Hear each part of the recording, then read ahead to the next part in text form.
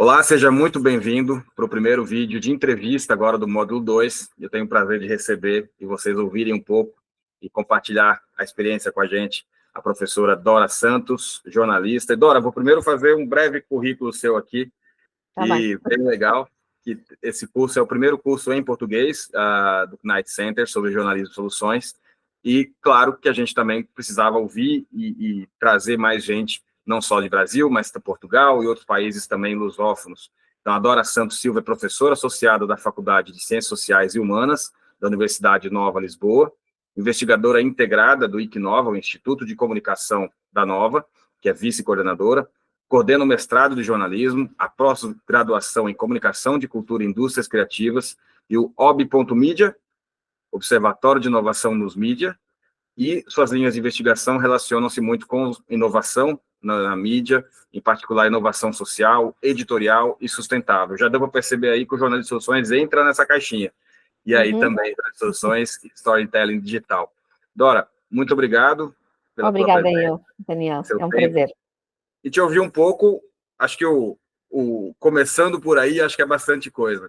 Jornalismo de Soluções no cenário da imprensa de Portugal.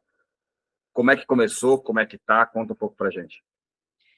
Olha, não há jornalismo de soluções na imprensa em Portugal, normalmente, ok?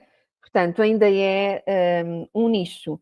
E foi precisamente por isso que eu tentei trazer o jornalismo de soluções para Portugal. Eu não sei se posso contar uma história, se eu tenho tempo para contar a história de como isto tudo começou. Ok. Então, isto já remonta... Eu acho que todos passamos por isto, não é? Ou seja, eu fui jornalista durante muito tempo, antes de entrar na academia, e, portanto, sempre tive aquela coisa de vamos melhorar, vamos pensar como é que o jornalismo pode inovar. E hoje fala-se na crise do jornalismo, mas a crise do jornalismo já vem de há muito tempo, não é? Fala-se sempre em crise do jornalismo. E foi muito interessante porque eu tive um curso de verão com o professor Rosenthal Alves, que é do Knight Center, de jornalismo empreendedor, e eu fiquei muito entusiasmada. E foi assim que começou a minha entrada na academia. Fiz o doutoramento e depois pensei que se calhar conseguiria fazer mais coisas na academia do que propriamente numa redação a trabalhar 14 horas por dia, não é? Que é o que acontece aqui em Portugal. E daí ter feito isso. De qualquer forma, eu tenho estado sempre a ver o que é que se anda a fazer para tentar melhorar a qualidade de vida no jornalismo, a qualidade de vida das pessoas, tentar que o jornalismo se diferencie ou que reocupe aquele lugar que já teve de mediadora, não é? Entre as pessoas. E ao falar com uma colega minha, de um jornal local aqui em Lisboa, a Mensagem de Lisboa, ela falou-me do jornalismo de soluções. Isto para aí há 2 ou 3 anos. E eu confesso que o nome, eu não gostei do nome. Jornalismo de soluções. Pensei logo, ok, isto é a banha da cobra. É uma expressão aqui que, em Portugal que se usa de tipo, isto não vale nada, isto é mais uma autoajuda. Mas depois comecei, aquilo ficou-me na cabeça, comecei a ver quais eram as características do jornalismo de soluções e percebi, ok, mas isto é fantástico. E, de facto, embora isto acabe por mudar o mindset do jornalista, não é? Tradicional, que está habituado a ir sempre ao problema, isto acaba por ser aqui um balão de ar. E o que é que eu fiz? Eu comecei a seguir o Solution Journalism Network, que é uma rede de jornalismo de soluções nos Estados Unidos, e a certa altura eles lançaram uma call para fellows, portanto, para uma bolsa que duraria 1 ano e com o qual nós poderíamos implementar um projeto. Eu tentei uma primeira vez, não consegui, e depois no ano a seguir tentei outra vez, e aí já consegui. E, portanto, eu durante 1 ano tive treino, sempre, reuniões mensais, algumas vezes semanalmente, e o meu projeto teve como objetivo desenvolver uma base de dados de jornalismo de soluções feita em português. Porque o Story Tracker, do Solution Journalism Network, tem uma grande base de dados, mas quase nenhuma é em português. Se vocês pesquisarem a quantidade de peças que há em português do Brasil, Estão para aí 10 ou 11, quer dizer, é irrisório. E, portanto, eu propus fazer uma base de dados, criar uma base de dados em português, portanto, que abrangesse todas as peças feitas em países de língua portuguesa, ou então nas comunidades, não é? Que, durante na Europa e no mundo que falam português, e também desenvolver materiais e adaptados a um curso de e-learning, aqui em Portugal. Tive um ano para desenvolver isto. O grande obstáculo que eu encontrei foi precisamente não haver peças orientadas para as soluções em Portugal. Aliás, há, mas nunca cumprem aqueles requisitos que tu deves estar a dar aos formandos, aos participantes. E, portanto, o que é que eu fiz? Eu comecei logo, antes do projeto estar concluído, eu comecei logo a trabalhar com redações.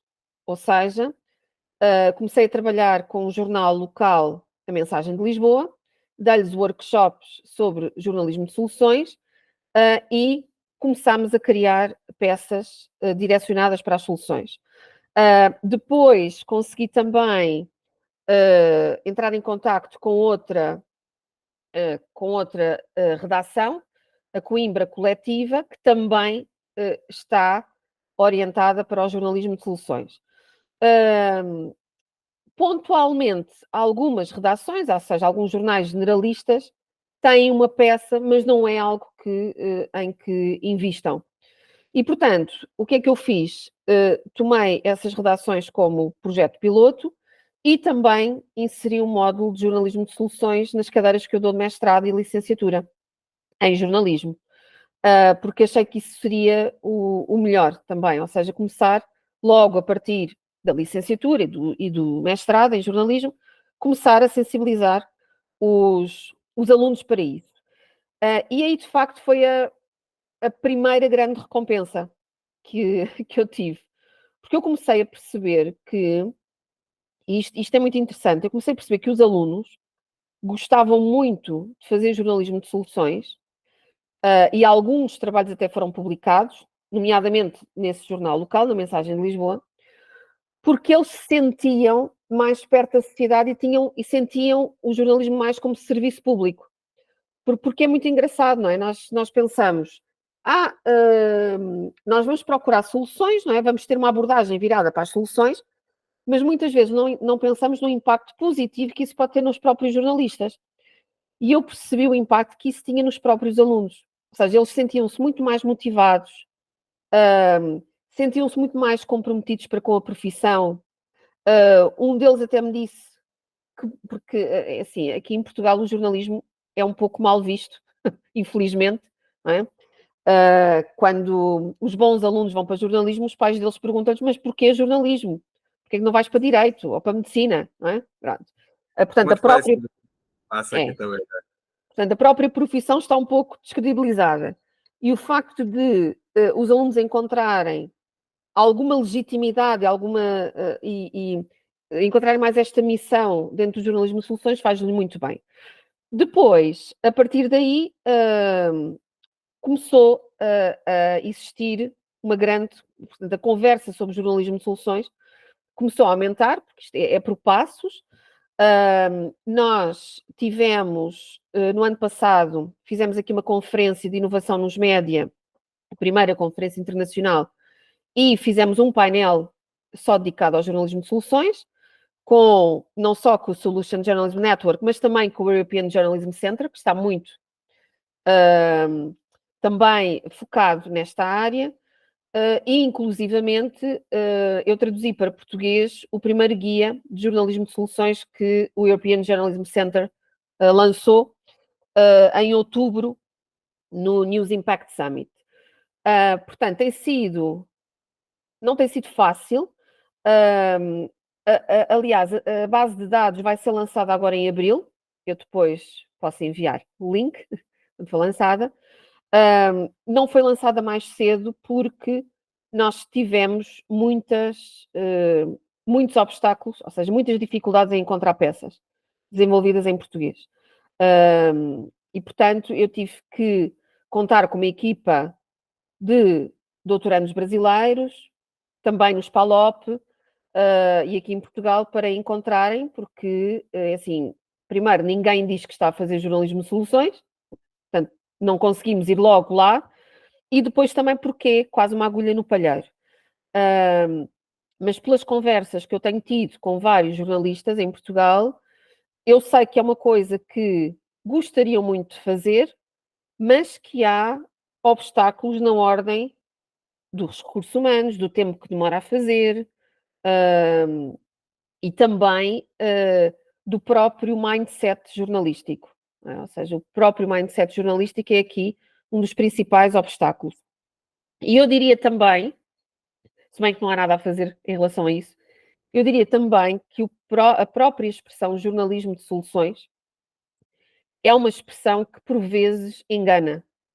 Eu prefiro chamar jornalismo orientado para as respostas sociais, por exemplo. Okay? Tanto que, se vocês repararem, há um grande movimento no norte da Europa, nos países nórdicos, de jornalismo construtivo, e embora não seja a mesma coisa de todo, é mais jornalismo positivo, porque eles usam as bases da psicologia positiva, ou seja, não tem tanto rigor, não se aproxima tanto da verificação de factos, etc. Mas a verdade é que o jornalismo construtivo, só esta expressão, entra muito melhor na mente das pessoas e dos jornalistas. E daí que eu às vezes falo em jornalismo orientado para as respostas sociais, porque de facto, quando eu tenho uma conversa, mesmo com outros professores ou mesmo com jornalistas, há muitos equívocos. Por exemplo, perguntam-me logo, mas são jornalistas que vão dar soluções? Mas nós não temos que dar soluções. Ou seja, não percebem sequer que não é o jornalista dar soluções. É cobrir soluções. E depois também tem muito aquela ideia de, ok, mas se nós vamos cobrir soluções, quer dizer que estamos, no fundo, a passar a mão pelo pelo governo. Não tem que ser isso. Ou seja, são soluções que já são efetivas, têm provas dadas. Mas, portanto, isto não entra muito facilmente na rotina jornalística, nem no pensamento jornalístico, porque nós estivemos sempre habituados a incidir no problema e não ir além disso, não é? Mas esquecemos que o jornalismo de soluções, na verdade, acaba sempre por abordar o problema, porque para cobrir a resposta tem que cobrir o problema primeiro, não é? E, portanto, é uma questão de ir à procura do que já existe.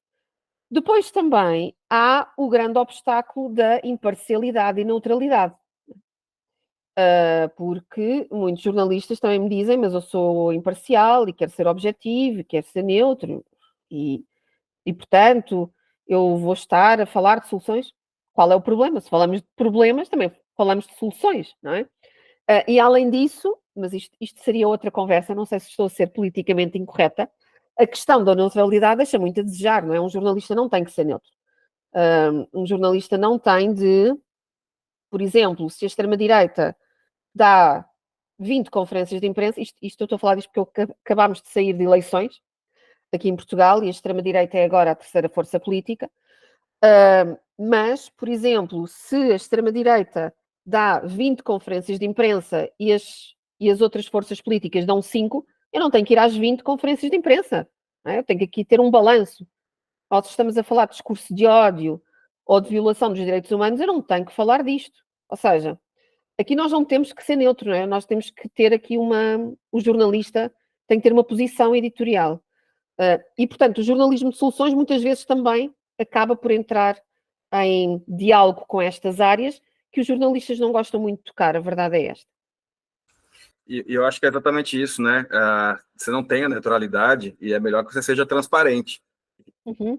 E aí você pode defender um lado ou outro, eu não vejo nenhum problema, é democrático, desde que você seja transparente naquilo que você está fazendo, né? Acho que é isso que o público já cobra, né? A questão das redes sociais e tudo, você já tem mecanismos de saber quem é o jornalista que está publicando aquilo e faz o recorte que deseja.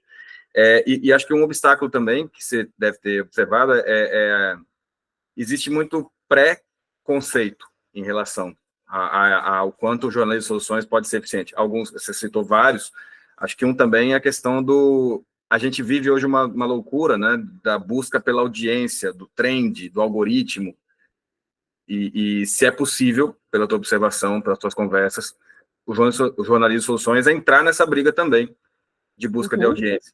Da audiência, jornalismo de soluções, o público quer material assim? Olha, eu acho que quer. Até porque há vários estudos que já associam o jornalismo à ansiedade. Aliás, o Covid vai provar isto. As pessoas já não queriam ver notícias nem ler notícias sobre Covid porque já estavam completamente deprimidas e fartas, não é? Porquê? Porque, na verdade, só falávamos do problema, não dávamos soluções, não é? Não cobríamos soluções. E existiam muitas.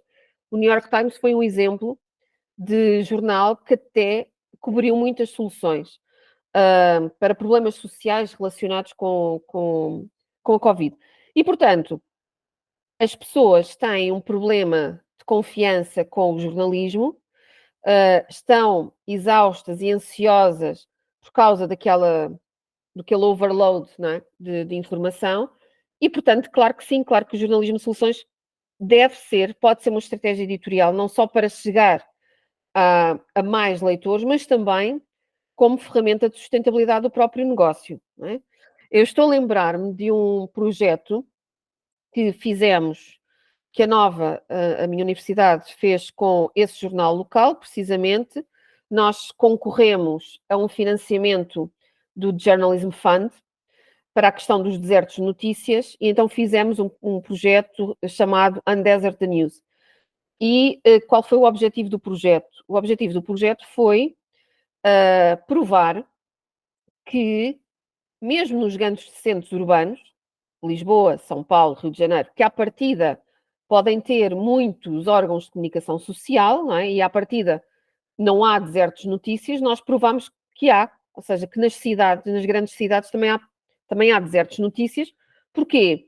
Porque não são ouvidas as comunidades que lá estão, porque as periferias das grandes cidades também não são ouvidas, ou quando aparecem nos média, aparecem por maus motivos, não é?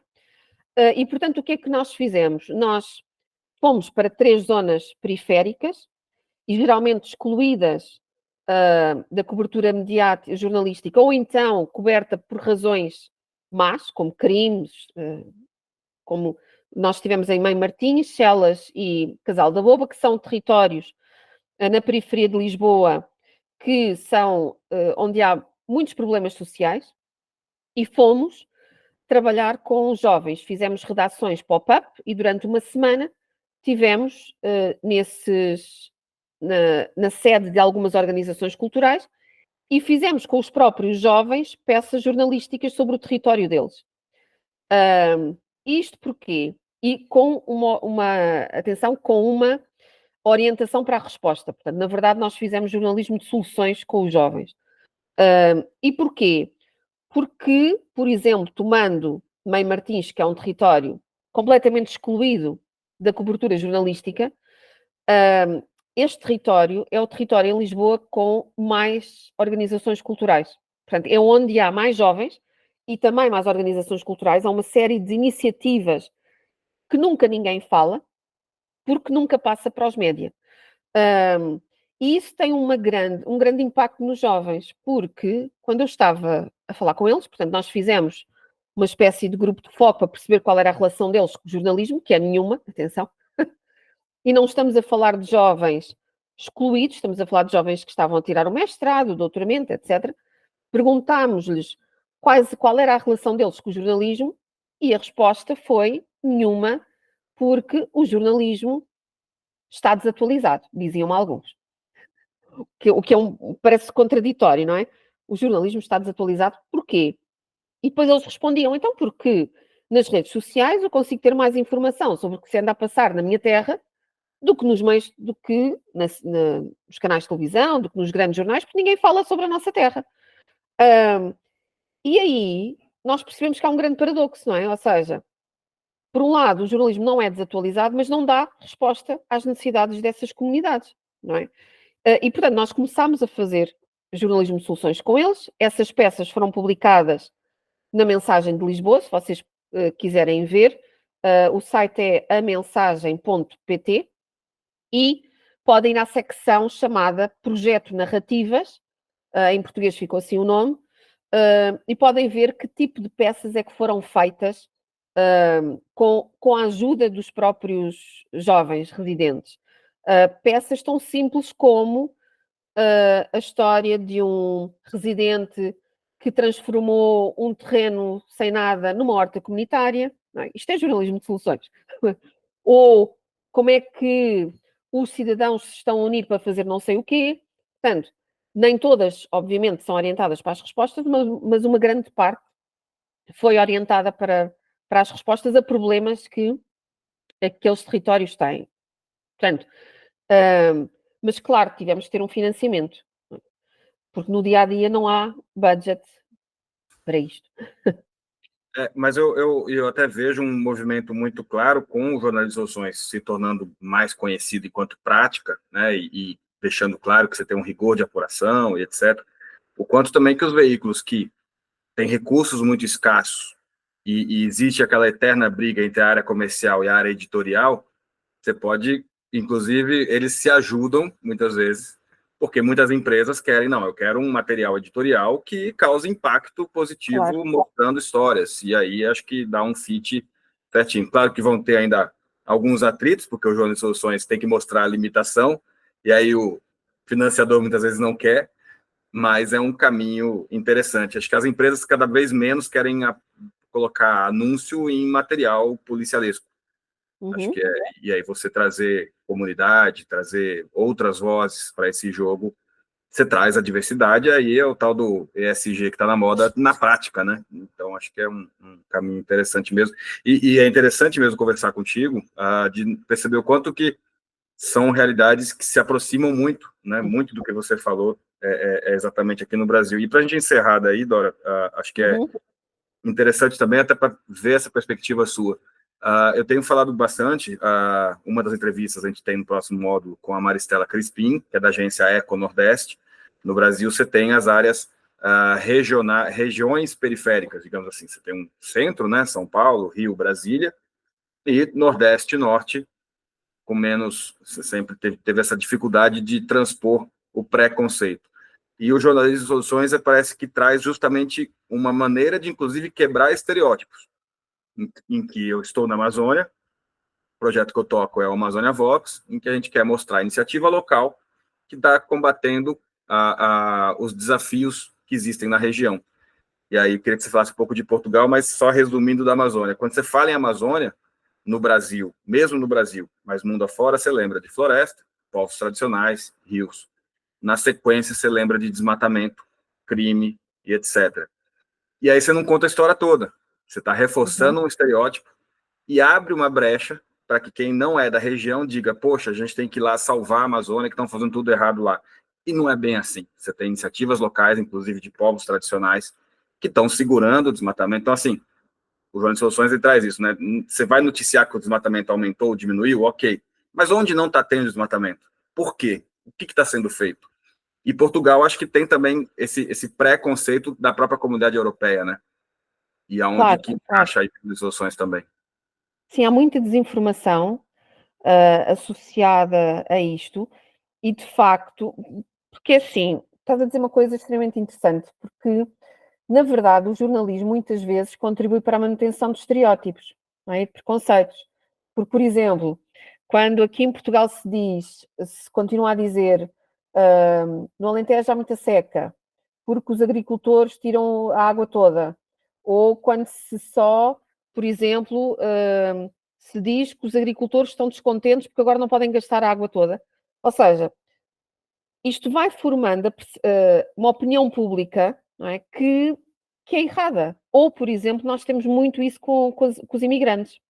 Nós temos grandes problemas com os imigrantes, porque os média, como têm uma visão muito unilateral da imigração, ou seja, quando nós vemos notícias sobre imigração, é sempre imigrantes ilegais ou problemas com imigrantes. Portanto, nunca temos peças sobre o que é que os imigrantes estão a fazer, projetos muito interessantes que eles estão a fazer e que revitalizam os territórios. E, portanto, as pessoas começam a formar a percepção de que os imigrantes são o problema disto tudo.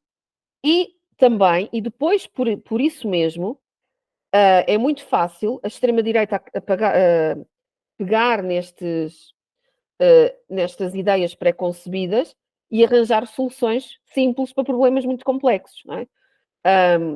Portanto, eu acho que em relação à inclusão social, e eu gosto muito de pensar no jornalismo de soluções com propósito, ou seja, o propósito da inclusão social, porque se nós dermos mais voz à comunidade brasileira aqui em Portugal, à comunidade não falante da língua portuguesa, portanto, e mostrar o que é que estão a fazer, se calhar a percepção pública, não é?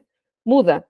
Tal como, por exemplo, quando Portugal recebeu muitos refugiados em 2015 e 2019, os médias só usavam aquelas imagens do barco e de uma amálgama de pessoas a chegar, e as pessoas tinham aqui a ideia de que essas pessoas eram todas ou bandidas, ou que vinham roubar os empregos, ou que não vinham fazer nada. Quando essas pessoas, coitadas, estavam a fugir de uma situação de guerra, não é? Portanto, quando nós mudamos a nossa orientação jornalística, não só para relatar o problema, mas também para relatar soluções, nós estamos, no fundo, a combater a xenofobia, nós estamos a combater o preconceito. Daí que eu considero que o impacto societal do jornalismo é cada vez mais importante do que propriamente a mera informação, não é? Eu sei que não estou a ser a jornalista tradicional, mas eu cada vez mais me preocupo com o jornalista que não informa só, mas que explica, que educa, que informa, no fundo, com conteúdos que nos ajudam a tomar as melhores decisões, não é? E nesse aspecto, o jornalismo de soluções pode ser uma grande arma. Perfeito, Dora. Acho que a gente tem assunto aí para conversar bastante e trocar, né, figurinhas entre Brasil e Portugal. Obrigada e bom curso a todos. Adeus. Obrigado.